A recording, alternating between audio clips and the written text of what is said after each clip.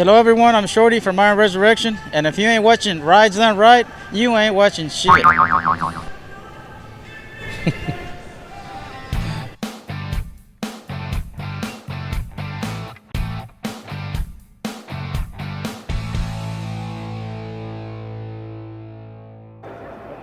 Hello friends, I'm Larry with Rides Done Right. I'm at the 2019 Portland Roadster Show. I'm with Greg Meyer as usual, and good day everyone. And Aaron Atnip. Hey, hello everyone.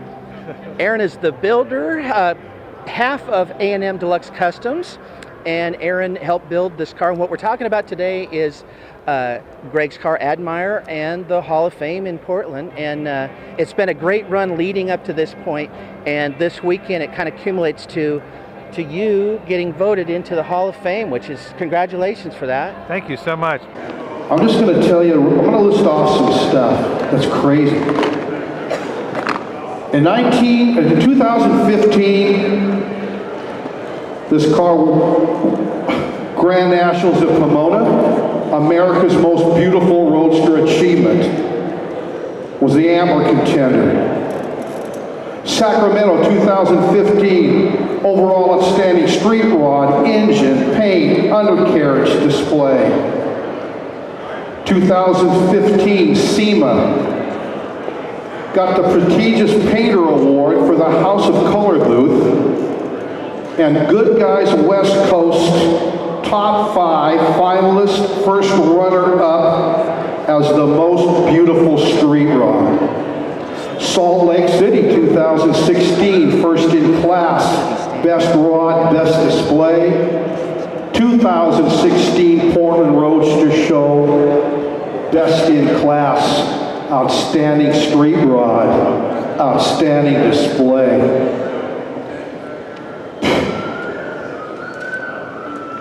We call him Admeyer.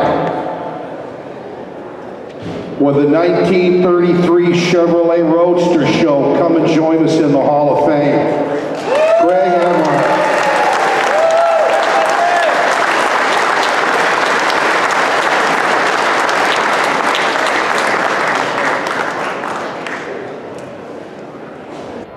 Who would have known, right? It's really been, it's a big honor. This was not planned. We had chatted earlier with Mike Eitel, and he talked to us about what it takes to get in here in the nomination process and the voting process, and it's really, when you find out what it takes to get in, and it being here in your hometown, it's got to be pretty special.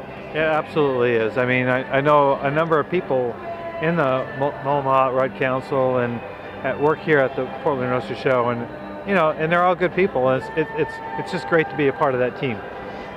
For it to get in here, we know the history of this because we followed this car, but it has had a long list of best in show wins. It's been out there and it had great success everywhere it's been, and you don't just get here by not having that. When you pick out one of your favorites that's happened over the last few years, do you have a couple of places you go, wow, this was a really cool win?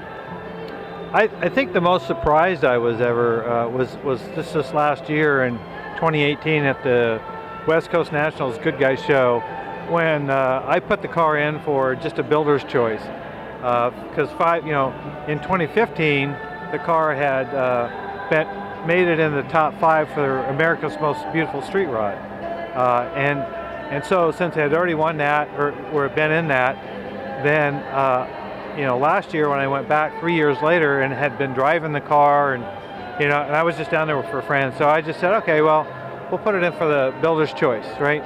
And I went over and they said, well, congratulations, you're in the top 5 for America's most beautiful street rod again. I went, that was just a shock. I was very humbled. Well, that would make you feel pretty good. And I was even more surprised because I didn't even know Greg was at the show until I heard that. I think you probably were there at the show yourself, though. Did you not? No, I was not at that show. I was at the show in 2015 when it was a top 5, but not this last summer. But I think somebody else that was there that I knew had texted me and had told me. I didn't even know Greg was even there until then. Well, coming from those, you guys had great wins here. You've had great success at Portland. You had Greg's car winning Best in Show here. Halo, did it win Best in Show in Portland? Yeah, it won Best of Show in 2013, and then Show Mad, we won King of Customs in 2017 here. I mean, for a short span to have all those cars deliver within a short period of time, finishing in them, and then they come out and show, and each one, boom, boom, boom. Pretty impressive. Yeah, we kind of had the odd year thing, and then this year, though, we're kind of slacking and don't have a contender car, though. So I'm feeling a little left out right now. Well, don't have a contender, but then the display this year with this grouping of cars, dead center right when you walk in the front, you guys are feeling pretty good. It does look good. All the colors and the variety, we've had a ton of compliments, and we have never taken up this much space and displayed like this. So I think it did come together and looks really nice. I think it's pretty ironic that when you think about the chances of a shop doing colors, and you got guys that, I want my car black, I want my car red. You have a lot of color in these cars that have had great success, and none of them were like repeats. You didn't have Jerry's Halo and Greg coming in and saying, I saw Jerry's blue, I got to have blue. It's like Greg had a color he wanted. Everybody had a color that was different and all executed beautifully. Yeah, no, definitely. And then it makes, it gives you that variety and differentiates it. And every one of these cars, it helps them be that much more unique, One of the special things about the journey with the car has been that this year now the car has won all these things and now gets nominated and makes it into the Hall of Fame. And what have you been doing with that car in the summers, Greg? Driving it.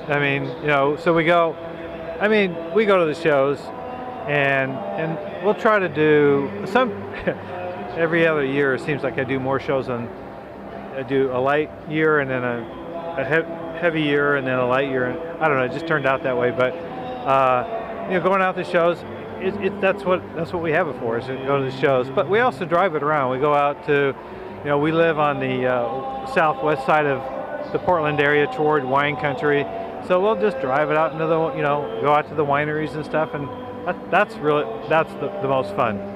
Well, Greg lives about an hour and a half from me, and on one day and Saturday, right in the middle of the year, you're out driving around tasting wines, and it's like texting or something, and it's like, hey, I'm in your neighborhood, bang, and you show up with your car. Right in front of your door, right? So driving a car like this an hour and a half, normally when they are this level, you just don't hear of that kind of thing happening, but when you have someone who built a car to drive, this is what you get. Yeah, that's what they're for. A lot of times these cars, you build them, they're fresh. A lot of times you keep them fresh for about a year. You do a lot of the shows, and then some people never drive them, and then other people do enjoy them. And we build them so they can be driven and be enjoyed that way. And then that just brings up that much more fun experiences. And then it's the cars, but you come here and you run into all the buddies you only see when you're hanging out at these shows, and that's what a lot of it is. It's all about the people, really. Well, and Jerry's out driving Halo, but one of the things I'm betting is that Ron's not getting enough miles on that, so I'm thinking we ought to just pile up, get the keys out, and we can text him and let him know that we were out. So he's in Hawaii, so we're safe. We can go in. Yeah. And I bet you know where the keys are, or have a second set, or...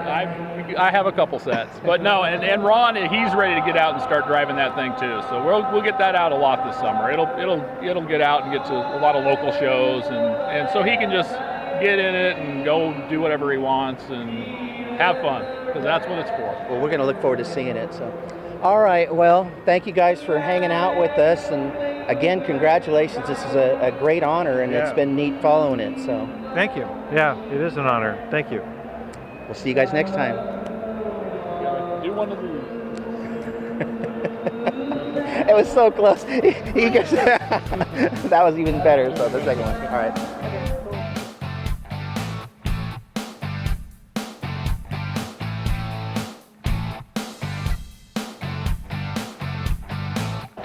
Hello, friends. I'm Larry with. I'm with you, so I might as well take one right out the bat. Then there you go. Take two.